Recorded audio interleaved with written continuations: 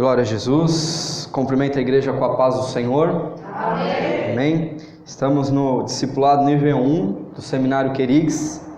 Hoje, ministrando a quinta mensagem nesse intensivão 30 horas que estamos aqui destrinchando, que é o tema Semear com Sabedoria. Amém? Irmãos, o discipulado nível 1, ele tem um objetivo. Amém, irmãos? O objetivo do discipulado nível 1 é dar os primeiros passos.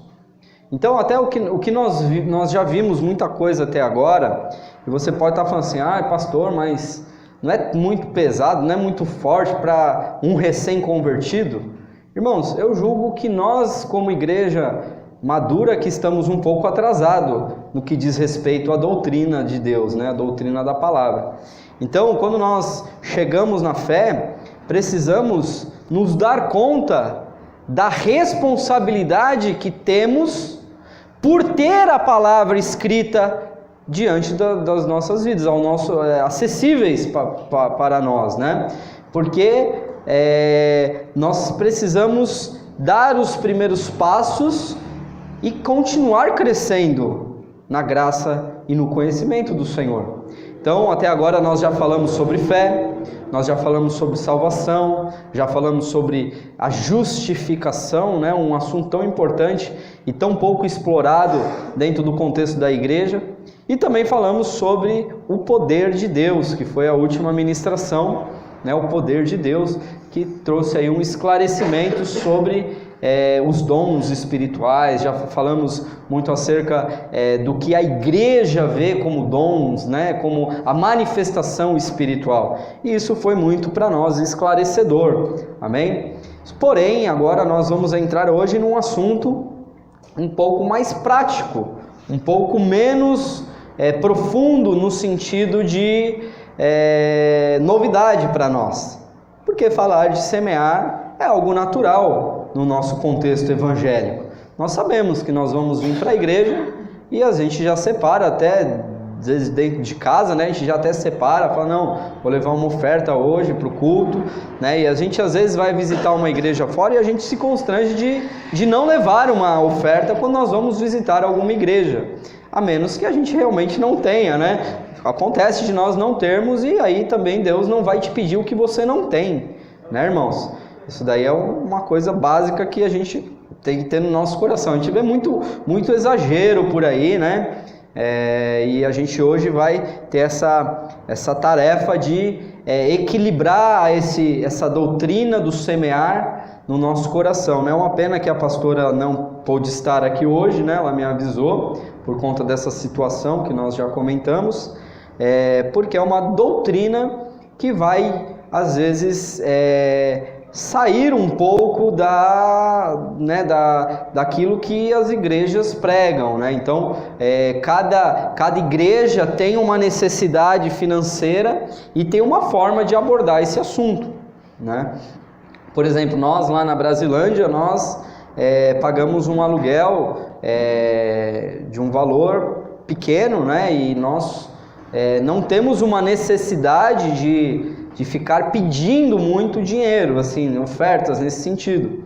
E eu até tive um pouco de dificuldade, eu confesso, no início da igreja, de entrar nessa questão, porque a gente acaba sendo muito ferido, né, irmãos? Amém? Glória a Deus. A gente acaba sendo um pouco ferido quando o assunto é finanças, né? Porque ou a gente acaba entrando numa questão de muita pressão doutrinária em relação a finanças, né?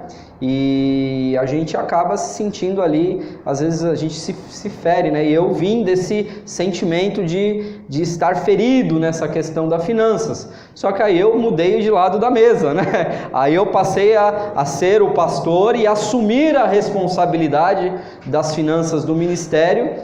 E eu tive que ser ministrado, amém, irmãos? Eu tive que ser ministrado por Deus nesse aspecto. Por isso, essa ministração entrou no seminário, no discipulado nível 1. Porque num culto de 12 horas que nós fizemos lá na Brasilândia, nós convidamos um pastor, amigo nosso, que ele veio pregar de fora, né? Ele veio um pregador convidado, pregar de fora, num culto de um evento, né? E o pastor pregou sobre finanças, né? Pregou sobre dízimos, sobre as ofertas, e ali aquilo foi um impacto muito grande na minha alma, e ali eu fui curado, ali eu recebi cura de Deus através daquela ministração, para que eu pudesse entender que a negligência desse assunto também é prejudicial, e eu não posso simplesmente dizer que as contribuições financeiras na igreja não têm um valor espiritual. Então isso acabou também me trazendo libertação nessa questão de falar sobre finanças, amém? Glória a Deus. Então feche seus olhos, vou fazer uma oração, e você concorde comigo aí no seu coração, em nome de Jesus. Pai querido, Pai amado, nós te pedimos a Tua graça nesta noite, neste dia que se chama hoje. Pai, nós te pedimos que o Senhor venha com uma unção sobrenatural sobre as nossas vidas, nesse assunto tão difícil, um assunto tão polêmico, um assunto tão mal compreendido, muitas vezes pelas igrejas e pelos irmãos. Pai, nós te pedimos que o Senhor nos dê graça nesta noite para ministrar acerca deste assunto. Pai querido, nós te pedimos a Tua unção, pedimos, Senhor, a Tua ajuda, como o Senhor tem feito desde então, desde todas as ministrações, seja sobre fé, seja sobre qual assunto for, nós temos sentido a Tua graça e a manifestação da Tua unção através do ensino da Tua palavra. Senhor, e nessa noite não seja diferente, o Senhor traga sobre nós, Pai, Senhor, a Tua vontade, que o Senhor traga revelação, que o Senhor traga, Senhor, a Tua bênção que enriquece e que não venha acrescida de dores sobre as nossas vidas. Pai, eu repreendo todo inimigo do Evangelho, eu repreendo toda oposição maligna. Pai querido, eu te peço que o Senhor cerque esta igreja, cerque este templo, Senhor, com uma muralha de fogo, que o Senhor derrame sobre este lugar, Pai amado, uma abertura, que a escada que o Senhor Jacó seja, Pai amado, estabelecida profeticamente neste lugar, e que os anjos do Senhor subam e desçam por essa escada livremente sobre as nossas vidas, Pai. Em nome de Jesus Cristo, Espírito Santo, nós te pedimos, Tu és o mestre neste lugar, toma o Teu lugar, Senhor, de mestre. Tu não precisas de muitos pães para alimentar uma multidão, por isso, Senhor, nesta singeleza de ministério, Senhor, eu apresento diante da Tua presença, diante do Seu altar, e te peço, faça, Senhor, a Tua obra nesta noite, fala aos nossos corações, que esta palavra possa trazer esclarecimento, que esta palavra possa trazer cura, e que essa palavra possa nos trazer, Senhor, a reflexão necessária para podermos compreender que semear é necessário. Em nome do Senhor Jesus Cristo, eu entrego diante da Tua presença o coração de cada um que está ouvindo essa ministração, seja aqui presencialmente na igreja, na igreja Casa de Oração, ou também pela internet, alguém que esteja ouvindo essa ministração para repor alguma aula, ou simplesmente encontrou essa mensagem no YouTube, que possa poder encontrar o lugar dessa ministração, nesse banquete que o Senhor preparou para nós nesta noite, em nome de Jesus. Amém. E graças a Deus. Amém? Abra comigo aí na tua apostila, né? O tema é a quinta ministração, semear com sabedoria. E o texto base é 2 Coríntios, capítulo 9, versículo de 6 a 8. Segunda carta de Paulo aos Coríntios, no capítulo 9, no versículo de 6 a 8, que diz assim a palavra do Senhor. E digo isto, que o que semeia pouco, pouco também ceifará. E o que semeia em abundância ceifará. Cada um contribua segundo propôs no seu coração, não com tristeza ou por necessidade, porque Deus ama ao que dá com alegria. Versículo 8. E Deus é poderoso para fazer abundar em vós toda a graça, a fim de que, tendo sempre em tudo toda a suficiência, abundeis em toda a boa obra, em nome de Jesus. Amém? Glória a Deus. Então aqui, irmãos, o assunto dinheiro ele é tratado na Bíblia também. Amém, irmãos? O assunto dinheiro, ele é um assunto muito importante, que a Bíblia nos traz um valor no reino de Deus.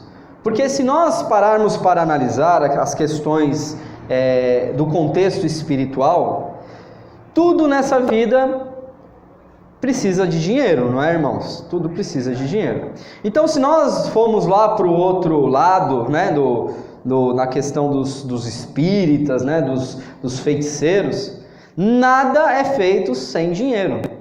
Então, quando uma pessoa procura um guia espiritual para pedir um favor, para pedir uma ação espiritual a favor da pessoa, existe um preço a ser pago, existe um custo, seja o custo dos materiais utilizados naquele ritual, e também o custo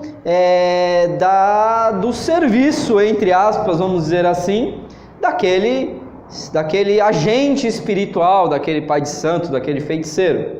Nada é feito de graça. Amém, irmãos? Nada é feito de graça. Então, quando nós olhamos para a questão financeira, nós encontramos um valor espiritual. E nós podemos entender que o diabo, ele também dá riquezas. Ele também pode fornecer, ele também pode dizer, entre aspas, dar uma bênção para uma pessoa. Porque a Bíblia diz que ele é o príncipe deste mundo. E se ele é o príncipe, tudo lhe foi dado, ele dá a quem ele quer. Não é assim que ele diz lá na tentação? Quando Jesus chega até ele lá no deserto e ele vai tentar Jesus, e aí ele diz para Jesus, olha, tá vendo todos os reinos da terra? Ele mostra ali os reinos da terra, a sua glória, e ele fala, olha, tudo isso te dou se prostrados me adorares, porque a mim foi dado e eu dou a quem quero. Satanás falou isso para Jesus, e Jesus não disse, seu mentiroso, pelo contrário, Jesus ele só simplesmente disse, está escrito, né, somente ao Senhor teu Deus adorará, e só a Ele prestará culto. Então, é sinal que existe esse valor. Então nós vemos, por exemplo, uma seita chamada maçonaria, onde nós vemos só o pessoal bem de vida. Né? Muitos encontram nessa entidade, nessa instituição, que para muitos é uma instituição filantrópica, né? É uma instituição com fins sociais, né? Não com fins espirituais, e que entra ali para poder ter algum tipo de acesso a essa riqueza maçônica, que até mesmo alguns pastores entram nesse hall de membros, amém? O que é um grande pesar para nós evangélicos, porque nós sabemos que a maçonaria não é brincadeira, amém? O ritual de iniciação da maçonaria, eu nunca fui maçom e nunca nem conheci alguém que tenha sido, porém a gente lê muita coisa e a gente pesquisa muitas coisas para poder estar ministrando. E um dos rituais exigidos pela maçonaria de iniciação algumas declarações que o aspirante ali ele tem que fazer de maneira ritualística.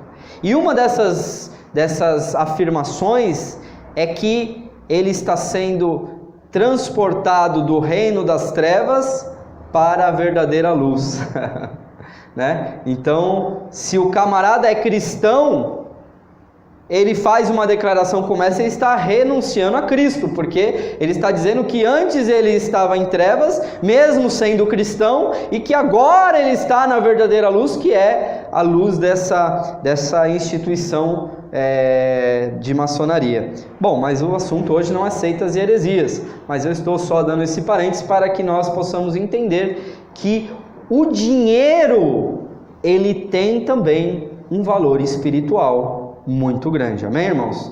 O dinheiro ele tem um valor espiritual. Então por isso que a gente tem que tomar cuidado com onde a gente põe o nosso dinheiro, porque às vezes a gente está fazendo alianças espirituais simplesmente por causa do nosso dinheiro, né?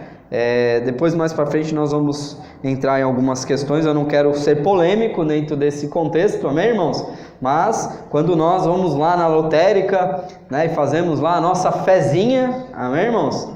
Então a gente não faz, né? Graças a Deus que aqui ninguém faz, só lá na outra igreja, né, que faz, né? Vai lá quando tem aquele bolão bem grande, né? Bem gordo, né? Milhões, zeros que não acaba mais, e ali os irmãos ficam ali naquela, né? Fé, né? Que transporta montanhas, né? Diz, se eu ganhasse, né? Essa bolada eu ia abençoar o ministério, né? O ministério não precisa da tua ajuda, meu irmão, nesse sentido, porque nós sabemos, né, irmão, que isso não provém de Deus, e que quando nós, sendo cristãos, nós estamos indo lá fazer a nossa fezinha, nós estamos renunciando à nossa dependência de Cristo, nós estamos indo lá buscar a nossa bênção das mãos de uma loteria, né, e que nós sabemos que o mundo jaz no maligno, né, irmãos? O mundo jaz no maligno. Então, você acaba amarrando a sua vida financeira sem nem saber, né? Você às vezes aí você tem problemas financeiros e você nem sabe o porquê. É porque você está lá, você tem que pedir perdão para Deus, amém, irmão? Você tem que pedir para que Deus te perdoe por estar amarrando ali, fazendo aliança espiritual sem saber, amém? Glória a Deus. Mas aqui o apóstolo Paulo, irmãos, ele nos fala sobre dinheiro, quando ele fala aqui em 2 Coríntios capítulo 9. Aqui quando nós lemos essa associação, que ele fala que quem semeia pouco, pouco também ceifará, e quem semeia com abundância também ceifará. Aqui o contexto é um contexto falando de dinheiro, amém? Por quê? Porque quando o apóstolo Paulo, ele se converteu ao Senhor, ele fez um acordo com os outros apóstolos, com Pedro, com Tiago. Ele disse que ele não iria trabalhar entre os judeus, mas ele iria levar a palavra do Senhor, ia levar o evangelho de Jesus Cristo para os não judeus, para os gentios, amém? Então o apóstolo Paulo, ele é o apóstolo dos gentios. Então ele fez esse acordo com os irmãos da Judéia, com os apóstolos de Jerusalém. Ele fez um acordo, falou, eu não vou pregar para os judeus, vocês cuidam dos judeus e eu vou cuidar dos que estão fora do aprisco de Israel. E ali eles tiveram um aperto de mão, diz a palavra, e os apóstolos de Jerusalém só pediram uma coisa para Paulo. Disse assim, que quando ele estivesse entre os gentios, que ele se lembrasse dos seus irmãos pobres de Jerusalém. Ele fez esse acordo com os apóstolos e ele saiu para pregar o evangelho. Aqui nesse contexto da carta de Paulo aos Coríntios, ele estava a caminho de Jerusalém no momento em que ele seria preso, amém? Que foi até profetizado por Ágabo, que eu até comentei na última ministração, falando dos dons de sabedoria, né, da palavra de sabedoria. Então ele foi para Jerusalém, ele iria para Jerusalém, e ele começou a pedir o quê? Dinheiro para os irmãos das igrejas que ele tinha sido o apóstolo, sido ali o pastor naquelas igrejas. Então ele estava fazendo o quê? Um pedido para os irmãos que ajuntassem uma oferta entre os irmãos, uma oferta voluntária, para que quando ele passasse por Corinto, ali no caso aqui de Corinto, ele pudesse recolher essas ofertas para levar para os irmãos que estavam em necessidade lá em Jerusalém. Amém?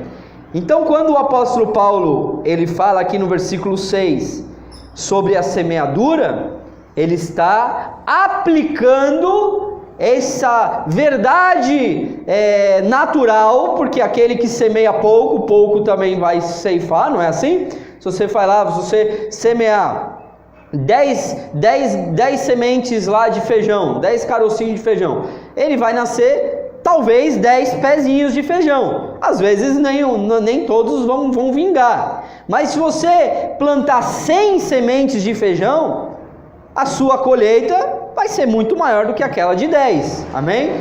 Então a semente, a quantidade de semente vai determinar a quantidade da tua colheita. Então isso é uma verdade física, natural, que o apóstolo Paulo traz o quê? Como uma verdade espiritual. Porque aqui ele diz: aquele que semeia pouco, pouco também ceifará, mas aquele que semeia com abundância ceifará. E no versículo 7, ele diz assim: cada um contribua conforme propôs, segundo propôs no seu coração, não com tristeza ou por necessidade, porque Deus ama quem dá com alegria. Não dá para ter dúvidas aqui, né, irmãos, que ele está falando sobre as finanças, sobre essas ofertas que os irmãos estavam se dispondo a dar e a ofertar para que ele levasse para Jerusalém. Então ele associou: se você semeia muito, você vai colher muito. Se você semeia pouco, você vai colher pouco. Mas aqui ele fala sobre a questão da motivação, que ele fala que cada um contribua segundo propôs no seu coração. Ou seja, eu como pastor, eu não posso aqui começar a estabelecer valores de uma contribuição. Porque aqui o apóstolo Paulo ele está nos dando aqui uma diretriz bíblica, um alicerce bíblico para que possamos ter esse assunto em equilíbrio. Ele está falando: cada um contribua segundo o que propôs no seu coração. É voluntário. Então, se um tem uma condição melhor, ele vai contribuir conforme ele propôs no coração dele. Se o outro tem uma condição menor, ele vai contribuir conforme o que ele propôs no coração. E aí ele fala da motivação, ele fala: não com tristeza ou por necessidade. Ou seja, eu também não posso exigir dos irmãos que contribua por uma necessidade da igreja.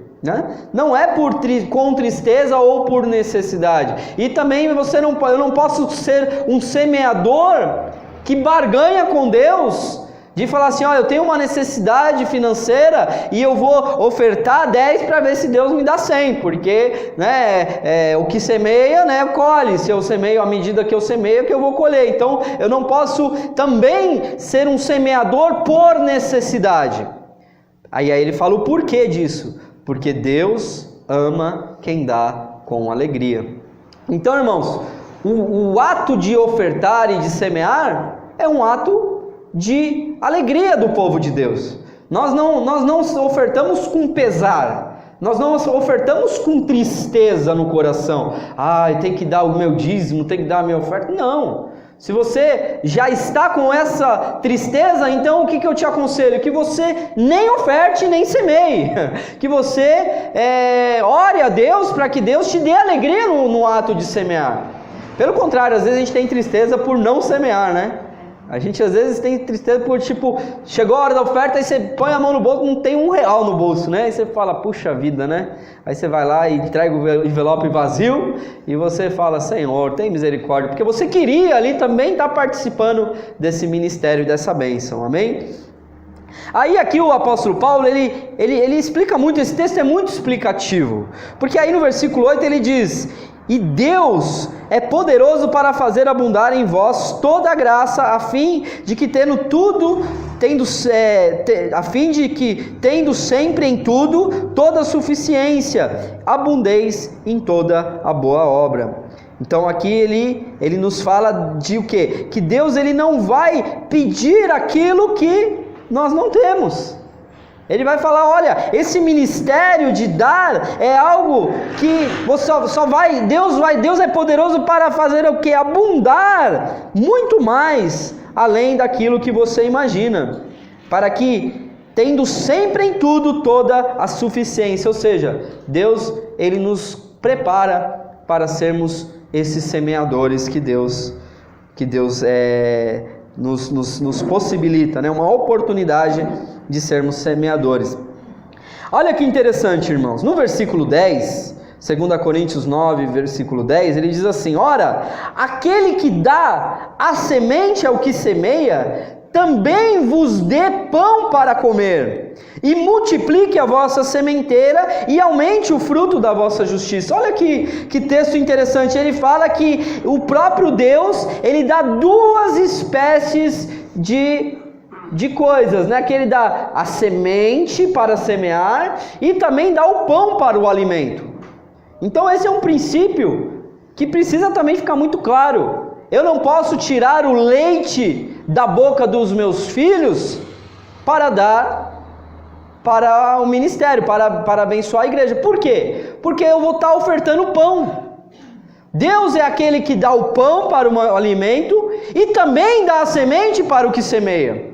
E eu também não posso fazer o inverso, eu não posso pegar a semente que Deus está me dando e ir lá no shopping comprar uma roupa nova, porque eu vou estar o quê? Comendo a semente. Então se eu como a semente não vai dar em nada, não é assim? Você pode pegar lá uma espiga de milho e você vai comer aquela espiga, né? Você vai comer várias sementes. Eu gosto de dar o exemplo do pé de mexerica, né? Uma vez a gente tem lá um terreninho lá em Mariporã, e uma vez eu estava sentado assim na frente de um pé de mexerica, e o pé de mexerica assim estava carregado, irmãos.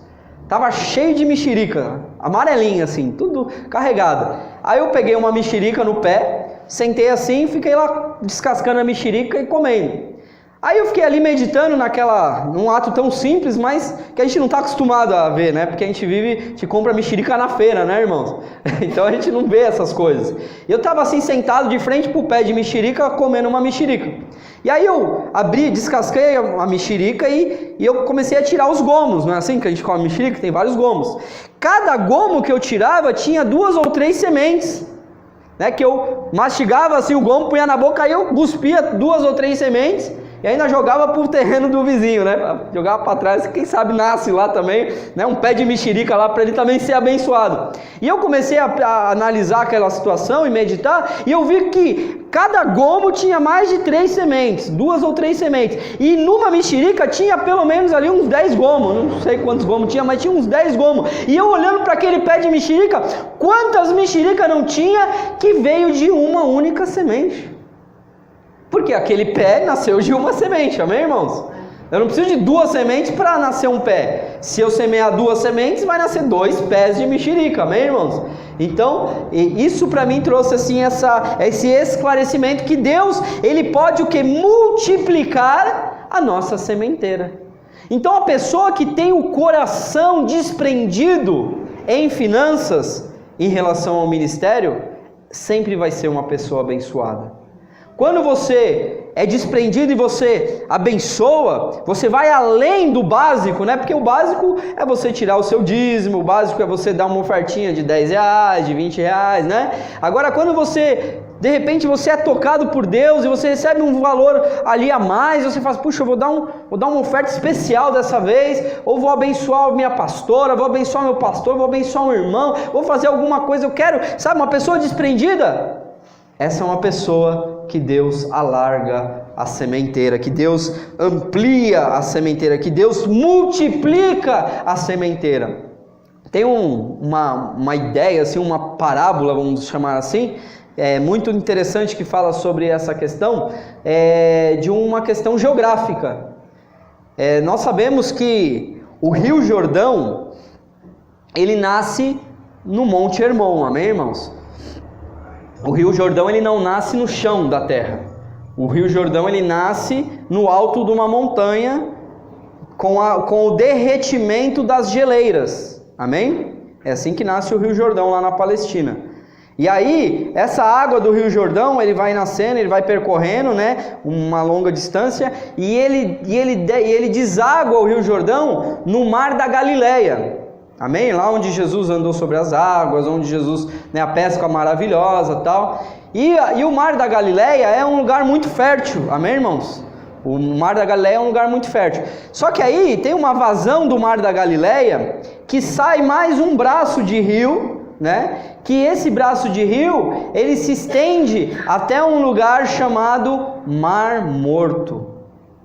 E o Mar Morto, ele não tem vazão nenhuma, ele fecha a passagem da água, ele acaba a água nele mesmo. A bênção que vem lá do Monte Hermon, que passa pelo Mar da Galileia, o Mar da Galileia recebe de um lado e abençoa de outro. Aquele que só recebe o Mar Morto, o que tem nele? infertilidade. Não existe uma bactéria que sobrevive no Mar Morto, porque é um mar carregado de sal, e até se você olhar lá na internet, no YouTube, você vai ver, as pessoas não afundam no Mar Morto. Se você se joga lá na água, você não afunda, você flutua, por conta da quantidade tão intensa de sal que tem naquele mar, que até alguns chamam de mar salgado, né? Mas ele não tem vida, porque nós precisamos aprender que aquele que semeia pouco, pouco também ceifará, e aquele que semeia com abundância também ceifará. Então nós temos que ser o quê? Mar da Galileia, porque sempre vamos receber e sempre vamos dar. Agora, quando nós queremos represar somente em nós a nossa bênção, então aí nós corremos o risco de não termos a colheita. Amém? Glória a Deus. Então, irmãos, vamos entender aqui algumas coisas. Aí eu coloquei a definição de sementeira.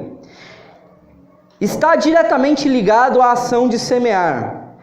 Significa lançar na terra a semente para que a planta germine, cresça e dê o fruto. No entanto, não se planta apenas por semente. Existem plantas que são propagadas vegetativamente, ou seja, uma parte da planta que não é a semente é plantada e pode desenvolver e completar o seu ciclo, que são as famosas plantas enxertadas, amém? E nós temos essa figura também no Novo Testamento, que nós somos as figueiras bravas, né? Que fomos enxertados na figueira verdadeira, que é Jesus, que é Israel. Então os ramos verdadeiros foram cortados para que pudesse dar lugar aos ramos da figueira brava, que somos nós. Então existe também esse princípio do quê? De que Deus ele nos dá condições de sermos semeadores de muitas maneiras. Talvez você fale assim, pastor, eu estou numa situação financeira tão difícil que eu não consigo semear na obra de Deus,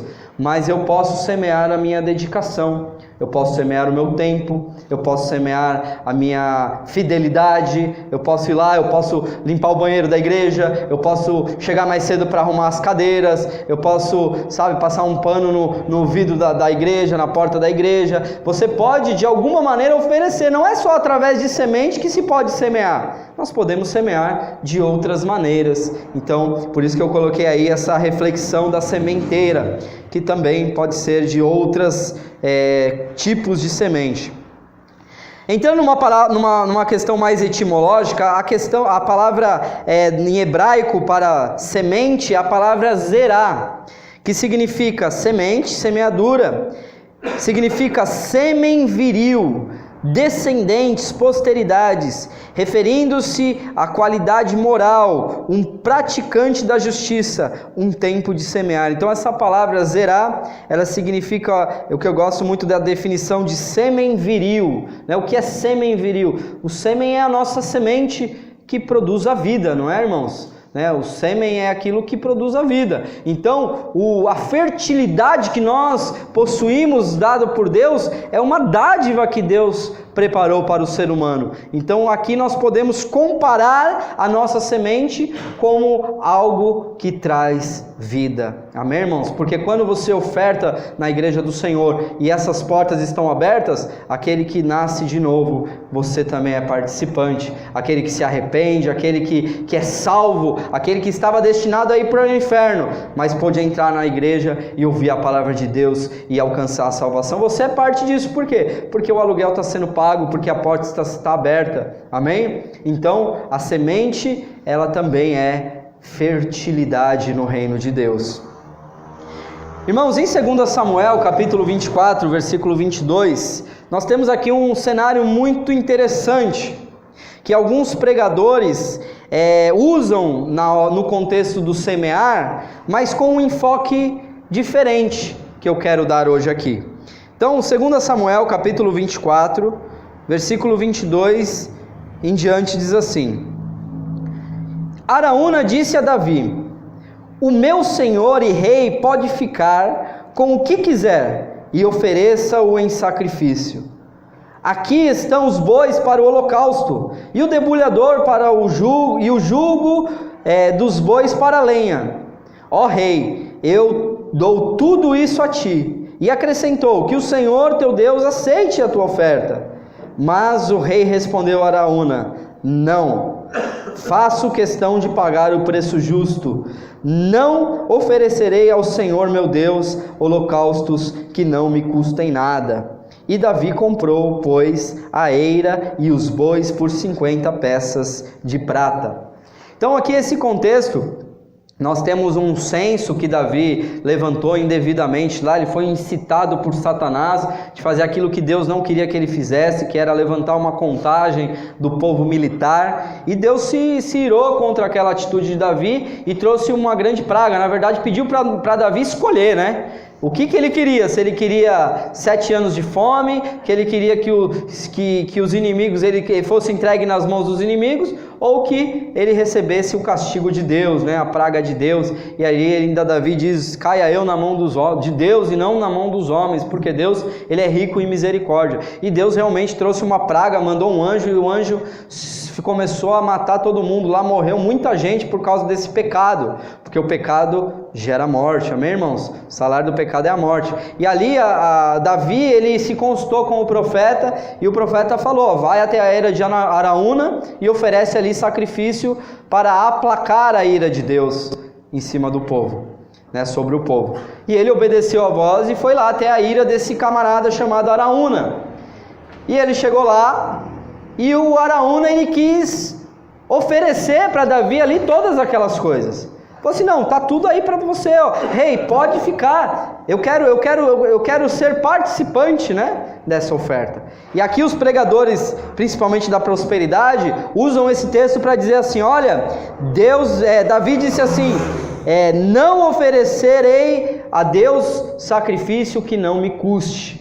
Então, aí já é muito capcioso esse argumento, né? De dizer: olha, você precisa oferecer algo para Deus que te custe. Você não vai dar para Deus o que sobra, você vai dar para Deus o que te custe. Isso é uma verdade, que aquela mulher aquela viúva pobre que nós encontramos lá no Novo Testamento, ela só tinha 2 moedinhas. E Jesus testificou dizendo: essa foi a que mais ofertou, que deu a maior oferta, porque todos deram o que sobrava, mas ela deu de tudo do seu sustento. Não que Deus precisava daquelas 2 moedinhas, mas Deus, ele sonda o que? A motivação do coração. Então, aqui aquela mulher deu tudo. Nesse caso aqui, nós podemos falar que precisamos dar o que nos custe? Amém. Mas é mais interessante aqui esse contexto de observar o quê? Que Araúna, ele queria ofertar. Né? Ele queria ofertar. Você consegue enxergar isso comigo? Ele queria ofertar de qualquer maneira. Ele viu uma possibilidade de ofertar, uma oportunidade de ofertar a Deus. Ele falou assim: puxa, eu vou dar aqui para o rei e eu vou ser co-participante nessa oferta a Deus. E aí o que Davi fez? Disse: não, eu não vou oferecer o que não me custe. Então aquele homem, Araúna, ele foi impedido de ofertar a Deus. Ele foi impedido de ofertar a Deus. Deus não permitiu que ele fosse participante daquela oferta. Então, irmãos, nós olharmos no nosso contexto hoje como igreja, nós temos uma oportunidade preciosa, irmãos, de fazer uma oferta ao nosso Deus. Amém, irmãos? Existe um princípio muito poderoso no altar, né? Não é a oferta que consagra o altar, que santifica o altar, é o contrário, é o altar que santifica a oferta. A palavra do Senhor diz, e até o ponto de o Senhor Jesus dizer: olha, se você tem alguma coisa contra o seu irmão, você não tem que ofertar, você deixa a sua oferta de lado, você vai, se reconcilia primeiro com o seu irmão, para depois você vir oferecer a Deus uma oferta. Então, quando nós trazemos aqui o nosso dinheiro e nós consagramos ao Senhor através da oração, nós estamos tendo uma oportunidade preciosa de poder semear na casa de Deus. Irmãos, tem pessoas que entenderam esse princípio. Tem pessoas que às vezes nem estão congregando, mas: pastor, me dá um número da conta que eu preciso fazer uma oferta, eu preciso semear na obra. A pessoa, ela compreende essa necessidade de que Deus, ainda que ela não esteja congregando, Deus está dando semente para que ela semeie. E aí a gente vê os milagres acontecendo, né? Às vezes é o dia de pagar o aluguel, não tenho dinheiro e de repente alguém liga, ó, estou depositando na conta aí exatamente o dinheiro que precisava para pagar o aluguel. Amém? Então, os pastores, gestores, né, de recursos financeiros na igreja, às vezes vivem esse tipo de milagre e se alegram muito em Deus por viver milagres desse tipo. Amém? Então Deus ele faz dessa maneira. Irmãos, agora eu quero entrar aqui numa questão mais delicada, que é o princípio do dízimo. Amém? Os princípios do dízimo. Então, primeiramente, nós vamos aqui observar um dízimo de gratidão, que foi ofertado lá no livro do Gênesis, no capítulo 14, no versículo 18 em diante, quando Abraão volta da guerra dos 5 reis. O que aconteceu? Abraão, ele tinha um sobrinho chamado Ló, e esse sobrinho foi morar lá nas campinas de Sodoma e Gomorra. E os reis de Sodoma e Gomorra se ajuntou com mais outros 3 reis e foram para uma guerra lá. Eles queriam dominar outros reis e teve uma grande guerra, e o sobrinho de Abraão, Ló, ele foi levado junto com a sua família e junto com todos os seus bens, foi levado pelos inimigos. Amém, irmãos? E aí Abraão ficou sabendo dessa situação, ajuntou os seus 318 homens e foi para a guerra. Homens que não tinham preparação para a guerra, mas eles serviam aquele que é o Senhor dos exércitos, amém? O Senhor da guerra. E eles foram para a guerra com 318 homens contra 5 reis. E Deus deu a vitória, eles voltaram vitoriosos. E quando eles voltaram dessa guerra, eles voltaram cheios de despojos, amém, irmãos? Voltou cheio de riquezas que eles conquistaram ali desses reis derrotados, desses povos derrotados. E aí no versículo 18, nós temos a seguinte palavra: E Melquisedeque, rei de Salém, trouxe pão e vinho, e era este sacerdote do Deus Altíssimo. Versículo 19: E abençoou-o e disse: Bendito seja Abrão pelo Deus Altíssimo, o possuidor dos céus e da terra, e bendito seja Deus Altíssimo, que entregou os teus inimigos nas tuas mãos. E Abraão deu-lhe o dízimo de tudo. Amém? Então você percebe, irmãos, que Abraão aqui, ele não estava cumprindo uma lei, porque não existia lei ainda em Abraão, amém, irmãos? A lei veio lá depois, lá na frente, em Moisés, né? Mais ou menos 500 anos depois de Abraão, que veio a lei de Israel, a lei de Moisés. Ele estava aqui, ele recebeu, quando ele estava voltando dessa guerra, todo feliz, todo contente, das bênçãos que Deus tinha dado para ele teve um encontro com um sacerdote do Deus Altíssimo. E você percebe comigo que o texto diz que Melquisedeque, ele abençoou primeiro a Abraão, antes de receber o dízimo. Olha que interessante. Não foi ao contrário: traz o dízimo aqui que eu vou te abençoar. Foi ao contrário. O sacerdote, ele primeiro, ele liberou ali uma palavra de bênção. Ele abençoou aquele homem, dizendo: Bendito és tu do Deus Altíssimo, que entregou os seus inimigos nas suas mãos. Ele abençoou Abraão. E aí depois o texto diz que Abraão foi lá e deu o dízimo de tudo. O que é o dízimo, né, irmãos? O dízimo é a 10ª parte.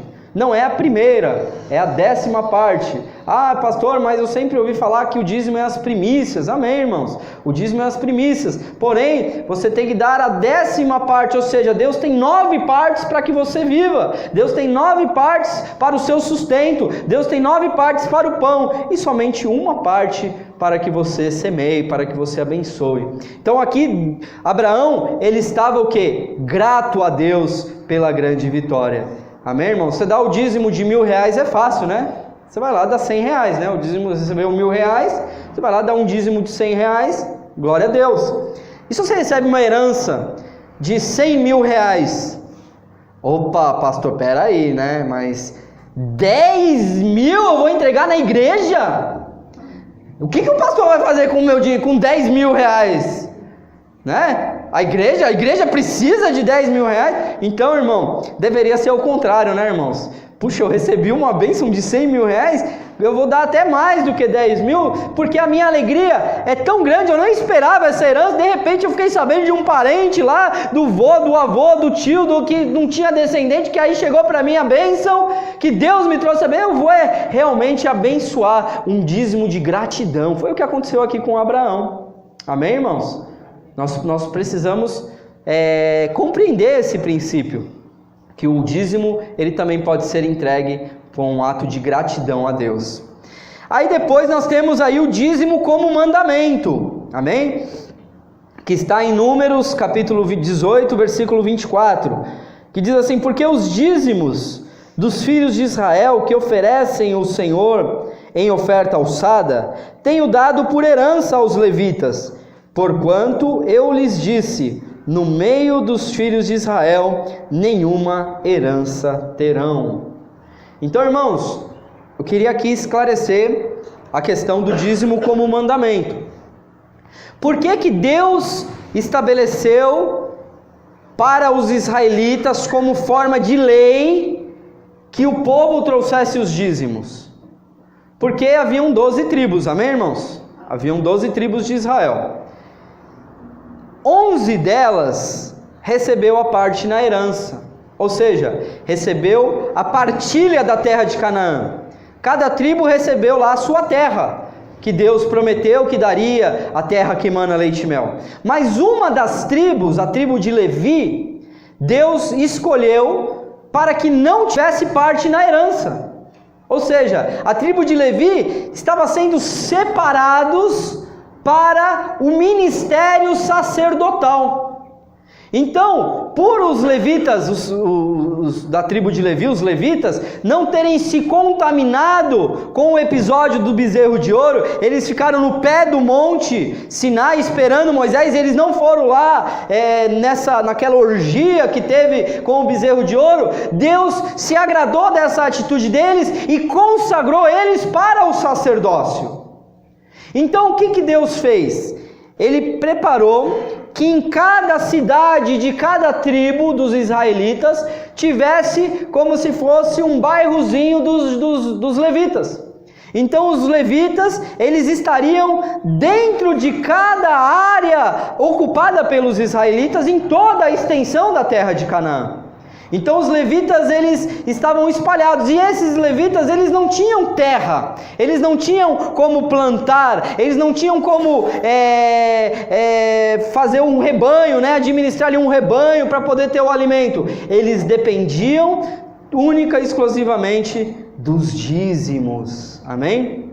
Então o mandamento de Deus na lei de Moisés era um mandamento de que os israelitas iam trazer a 10ª parte de tudo que eles possuíssem, das colheitas, dos rebanhos, de tudo, e trouxesse para a casa do Senhor em um contexto religioso, em um contexto espiritual, consagrando aquilo ao Senhor, e aquilo iria alimentar a tribo de Levi.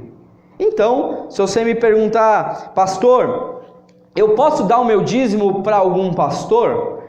Eu diria, irmãos, que isso é mais bíblico do que você trazer na igreja. Por quê? Porque o princípio do mandamento era único e exclusivamente para alimentar os sacerdotes, amém? Era para alimentar o sacerdócio levítico, que não tinha parte na herança. Então, se um dia Deus tocar no seu coração, você converse com o seu pastor, né? Porque é uma questão doutrinária de interpretação. Aqui nós estamos falando de um contexto mais bíblico possível, mas teu pastor é que vai dizer para você se você deve ou não fazer isso, amém? Eu vejo com bons olhos que você abençoe os homens e mulheres de Deus, se assim Deus tocar no seu coração, amém? Glória a Deus. E aqui nós temos o contexto do dízimos de Malaquias, amém? O Malaquias que nós conhecemos muito bem, né? O Malaquias 3:10. Certa vez, irmãos, eu estava ouvindo um programa na rádio que era uma faculdade teológica que tinha um programa na rádio de um pastor chamado Roberto Cruvinel. da Igreja Assembleia de Deus, Ministério Pleroma, amém? Então, alguns conhecem aqui, né? O irmão conhece. E esse programa que tinha na rádio, esse pastor, ele chamava alguns pastores convidados, alguns homens de Deus convidados, e ali os alunos, os irmãos, né, ligavam fazendo perguntas para aqueles homens de Deus. E um dia, alguém ligou lá e falou assim: pastor, o roubador, o migrador, o cortador, é um demônio ou é um gafanhoto? Mas aquele pastor Cruvinel subiu em cima da mesa, falou: responde, pastor, agora eu quero ver, é um demônio ou é um gafanhoto? Aí o pastor: que né, a gente pode aplicar num... Não, eu estou perguntando, ele perguntou se é demônio ou se não é. Então, assim, não é uma interpretação minha só, né? Nós temos outros homens de Deus que também entendem dessa mesma forma, que esse contexto de Malaquias, irmãos, é um contexto muito peculiar. Nós não podemos, pelo menos essa é a nossa visão bíblica, de ficar aplicando esse Malaquias 3:10 no contexto dos dízimos da Igreja de Cristo. Por quê? Porque o contexto é um contexto de muita precisão, de muito pecado. Quando nós lemos Malaquias do início do texto, ele começa dizendo: roubarás o Senhor a Deus, né? Mas vós me roubais nos dízimos e nas ofertas. Por quê? Porque nessa época era uma época de muita escassez espiritual e financeira do povo de Deus. Então era um período em que o segundo templo estava sendo construído, que o primeiro templo de Salomão foi destruído, amém, irmãos? Foi destruído o templo de Salomão, e aí depois foi reconstruído com Esdras, amém? Então ali a glória da segunda casa, até o Esdras, tem um texto lá, se eu não me engano, Oséias ou Ageu, se eu não me engano, que ele diz que a glória da segunda casa será maior do que a da primeira. Por quê? Porque os velhos que viram o novo templo choravam, porque eles lembravam do templo de Salomão, que era glorioso, e agora era uma casinha ali, um templinho, né? Vamos dizer assim. E os novos que não tinham conhecido o templo de Salomão, eles estavam felizes, porque a casa de Deus foi reconstruída e eles podiam agora voltar a adorar a Deus no templo de Deus. Então, esse é o contexto dos profetas menores, que mostram um povo que tinham as suas casas apaineladas, como diz a palavra, eles tinham as suas vidas abençoadas de Israel, e a casa de Deus estava lá passando necessidade. Então, esse contexto de Malaquias é um contexto um pouco difícil de ser aplicado, eu diria assim. É um pouco irresponsável da nossa parte como igreja ficar aplicando Malaquias 3:10 para falar de dízimo. Por quê? Porque o contexto era para o povo de Israel. E aí ele fala: e fazei prova de mim. Já começa por aí, né? Fazer prova. Deus, eu sou dizimista. É complicado, né, irmão? Deus, eu preciso da tua bênção. Deus, eu não aceito, né? É meio complicado você ficar botando Deus na parede, fazendo prova de Deus. Mas aí ele diz: e por tua causa, e por essa causa repreenderei o devorador, o migrador, o cortador, né? E para que não vos consuma o fruto da terra, e a vossa vide no campo não seja estéril. E ele fala lá, tá, então vereis a diferença entre o que serve e o que não serve. Deus traz ali uma promessa de restauração, uma promessa de bênção para o povo de Deus, para o povo de Israel, dizendo: olha, se vocês também compreenderem o princípio espiritual das finanças, vocês vão ser abençoados. Foi o que Deus quis dizer. Mas um dia estou eu, lá no metrô Anhangabaú, com R$50, com 5 notas de 10. E eu falei: eu vou colocar no meu bilhete único, né? 50 pau, R$50. Aí fui lá na maquininha do bilhete único, né? Porque agora a gente não pega mais fila, né? A gente vai lá no tecnologia. Então você vai lá, coloquei lá meu bilhete único, aí comecei. Pus lá 50, e aí comecei. Pus a primeira nota, puf, beleza, crédito. Segunda nota, beleza. Terceira nota, quarta nota. Quando foi a última nota, irmãos, a máquina travou. Quando foi a última nota, a máquina travou. Eu falei: mas o que aconteceu? A máquina travou. Aí fui lá no guichê lá, a mulher falou: você tem que ligar aí no telefone que tem na máquina, né? Aí eu falei: puxa vida, né? A máquina roubou meus R$10, né? E aí eu saí, né, fui descendo as escadas rolantes do Anhangabaú, passou pela minha cabeça um pensamento, irmãos. Passou pela minha cabeça o seguinte pensamento: eu não estou dando dízimo. O devorador entrou na minha vida e devorou os meus 10 reais. Parece ser engraçado, irmão? A voz do Espírito Santo bradou dentro de mim com uma voz de repreensão. O Espírito Santo falou assim: eu não permitiria que um demônio entrasse na sua vida financeira. Eu fiquei constrangido e pedi perdão a Deus. Porque se nós observarmos o contexto que nós vivemos hoje em Cristo, que Deus amou o mundo de tal maneira que entregou seu Filho para morrer no nosso lugar, o amor de Deus é tão grande para com as nossas vidas, que, irmãos, para pensar, você acha que Deus permitiria que um demônio entrasse na vida dos filhos que Ele tanto ama? Porque Ele simplesmente deixou de entregar o dinheiro lá na igreja? É um assunto polêmico. Mas fica a reflexão: você deve ser dizimista? Sim. Por quê? Porque você entende o princípio e o valor espiritual, que a casa de Deus precisa do recurso e que você está consagrando. Aquele que semeia pouco, pouco também ceifará, mas aquele que semeia com alegria, Deus ama quem dá com alegria. Amém? Glória a Deus. E o último ponto aqui é o ponto do dízimo no Novo Testamento. Amém, irmãos? Nós às vezes queremos nos apegar a algumas coisas da lei a detrimento de outras. Amém, irmãos? Às vezes a gente quer falar: não, mas o dízimo tudo bem, mas o sacrifício do cordeiro não, porque o sacrifício do cordeiro já foi feito por Jesus.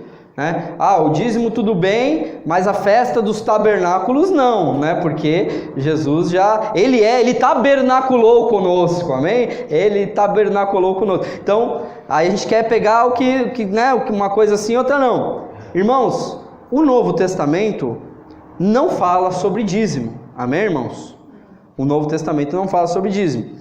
Eu preciso desprezar o velho? Não, irmãos, não é isso. A palavra de Deus é de Gênesis a Apocalipse. Mas eu preciso ser um semeador com sabedoria. Amém, irmãos? Porque se eu entrar debaixo da lei do dízimo, eu estou entrando debaixo da lei de Moisés. Amém? Se eu estou dando o dízimo por um princípio espiritual, como lá Abraão, que ele deu um dízimo de gratidão, eu estou eu estou entrando debaixo de uma bênção, eu estou dando esse dízimo debaixo de uma bênção. Amém, irmãos? Agora, no Novo Testamento nós temos somente duas situações que falam sobre dízimo. A primeira é lá no livro, a segunda, no caso, vou começar de trás para frente, a segunda é lá no livro de Hebreus, quando ele fala dessa situação de Abraão, que ali o escritor aos Hebreus fala que Abraão ele deu o dízimo, né? E ele não era, como que poderia falar da tribo de Levi que recebe os dízimos, sendo que o próprio Levi deu o dízimo para Melquisedeque, porque ainda estava nas entranhas de Abraão. Então ele faz ali um contexto para falar do dízimo em relação a essa questão, comparando o sacerdócio de Cristo, que é uma figura, o sacerdócio de Melquisedeque, com o sacerdócio levítico. Então esse é o contexto lá de Hebreus. Mas lá no Evangelho nós encontramos um texto que fala sobre dízimo, falado por Jesus, que é aqui em Mateus capítulo 23, versículo 23, quando ele diz assim: ai de vós, escribas e fariseus hipócritas, pois que dizimais a hortelã e o endro e o cominho, e desprezai o mais importante da lei, o juízo, a misericórdia e a fé. Deveis, porém, fazer estas coisas e não omitir aquelas. Então eu, como igreja de Cristo, eu também não posso usar esse parâmetro como base para que eu fala assim: tá vendo? Jesus disse que o dízimo não posso parar, desprezar o dízimo, que é o que ele fala. Mas, irmãos, o capítulo 23 de Mateus é o capítulo da hipocrisia, é onde Jesus lança no rosto a hipocrisia dos religiosos. E esse versículo está muito claro, dizendo: olha, não adianta vocês dizimar e desprezar o mais importante da lei, porque aqui ele está falando da lei, que é a justiça, o juízo, a misericórdia e a fé. Então ele fala que eles devem sim continuar dizimando, os judeus, mas que não podem desprezar isso que é mais importante também, que é a fé, a misericórdia e o juízo. Amém? Então, o Novo Testamento não fala sobre dízimo no contexto da igreja. Pastor, então eu tenho que parar de dar o dízimo? Irmão, a igreja é algo um pouco mais profundo do que a antiga aliança. Amém, irmãos? Se lá na antiga aliança a Bíblia dizia olho por olho, dente por dente, lá na nova aliança Jesus disse: se alguém te ferir a face, oferece também a outra. Lá no Antigo Testamento, a Bíblia dizia que o homem tinha que separar a 10ª parte para levar à casa do Senhor. Lá no Novo Testamento, os irmãos vendiam tudo que tinham, levavam aos pés dos apóstolos e repartiam tudo em comum. Todos eram em comum, era uma comunidade. Então não adianta, alguns tinham uma casa, tinham mais de uma casa, vendia e dava o dinheiro lá, porque tinha alguém que não tinha casa. Então a comunidade já falava de ter em comum. Então, irmãos, a graça, ela exige mais do que a lei. Por quê? Porque a lei se resume em 2 mandamentos. Amarás o Senhor teu Deus de todo o seu coração, de toda a sua alma, de todo o seu entendimento, e amarás o seu próximo como a ti mesmo. Se eu amo a Deus, eu vou ofertar, eu vou dizimar, eu vou além daquilo que me é proposto. Se eu amo o meu próximo como a mim mesmo, então eu vou abençoar o meu próximo, eu vou tirar das minhas finanças e ajudar o meu próximo também nas suas necessidades. Porque a Bíblia diz que se eu, tendo recursos materiais e vendo o meu irmão em necessidade, e tendo como ajudá-lo, não ajudar, como pode permanecer em mim o amor de Deus? A Bíblia diz que se eu não assistir, principalmente os domésticos na fé, é como aquele que negou a fé. A Bíblia diz que aquele que tem condições de ajudar o próximo e não ajuda, negou a fé. Então, irmãos, o dízimo é importante. Irmãos, tem um valor espiritual? Tem, irmãos. Mas nós não precisamos nos apegar a números, se é 10%, se é 11%, se é 20%, se é 10%, se é 100%. E se Deus chegar para você e falar: meu filho, esse mês eu quero o dízimo de 100%. E aí? E aí, né? A gente já vê vários testemunhos, o irmão lá cheio de dívida, e aí vem aquela bênção, o irmão vai lá, recebe aquela oferta, glória a Deus, e Deus fala: não, abençoa. Mas Senhor, eu preciso. Não, abençoa. E aí quando ele abençoa, depois vem uma bênção ainda maior. É semente para o que semeia, não é pão para o alimento. O pão vem depois, a colheita vem depois da semeadura. Amém, irmãos? Então o princípio de dar é uma bem-aventurança do reino de Deus, que foi anunciada por aquele que deu a maior oferta, que foi Jesus Cristo, a maior oferta que foi entregue. Ele disse: ninguém tira a minha vida, eu a dou de livre e espontânea vontade. Eu tenho o poder de dá-la e tenho o poder também de torná-la de volta. E aí, para concluir, em Atos capítulo 20, versículo 35, nós temos a seguinte afirmação de Paulo, né? Ele diz assim: tenho-vos mostrado em tudo que, trabalhando assim, é necessário auxiliar os enfermos e recordar as palavras do Senhor Jesus, que disse: mais bem-aventurada coisa é dar do que receber. Mais bem-aventurada coisa é dar do que receber. Você pode repetir comigo isso? Mais bem-aventurada coisa é dar do que receber. Mais bem-aventurada coisa é dar do que receber. Essas são as palavras do Senhor Jesus Cristo para a sua igreja nesta noite. Você pode dar uma linda salva de palmas ao Senhor, em nome de Jesus Cristo. Amém. E graças a Deus.